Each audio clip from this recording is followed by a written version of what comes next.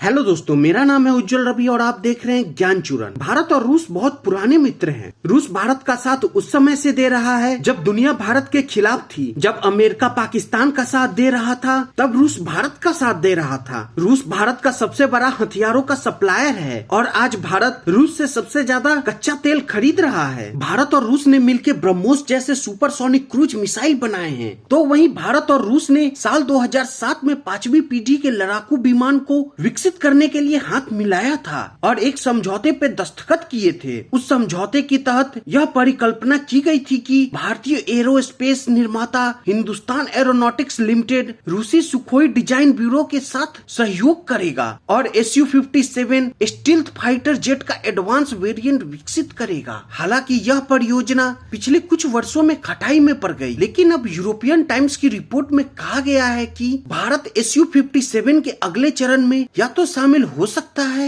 या फिर रूसी वायुसेना में शामिल होने के बाद पूरी तरह से विकसित Su-57 फाइटर जेट को खरीद सकता है। भारतीय वायुसेना को फिर से इस फाइटर जेट को लेकर विचार करने की जरूरत है। रूस उम्मीद कर रहा है कि भारत अमेरिका के F-35 5th generation fighter jet की जगह उसके अत्याधुनिक Su-57 फाइटर जेट को भारतीय वायुसेना के बेड़े में शामिल करेगा। आपको बता दूं कि अमेरिकन F-35 काफी महंगा है। उसके रिस्पेक्ट में रशियन Su-57 काफी सस्ता है, पर रशियन उतनी अच्छी सर्विस नहीं दे पाते हैं। भारत और रूस 2 दशक से 5वीं पीढ़ी के फाइटर जेट के साझा उत्पादन के बारे में चर्चा कर रहे हैं, पर 2018 में ये बातचीत रुक गई थी। अब इसके दोबारा शुरू होने से संभावना बन रही है कि 5th जनरेशन फाइटर जेट का निर्माण भारत में शुरू हो सकता है। सुखोई Su-57 का निर्माण कार्बन फाइबर जैसे कंपोजिट मटेरियल से किया गया है, इसलिए दुश्मनों के रडार पर ये विमान टेनिस की छोटी बॉल के आकार का नजर आएगा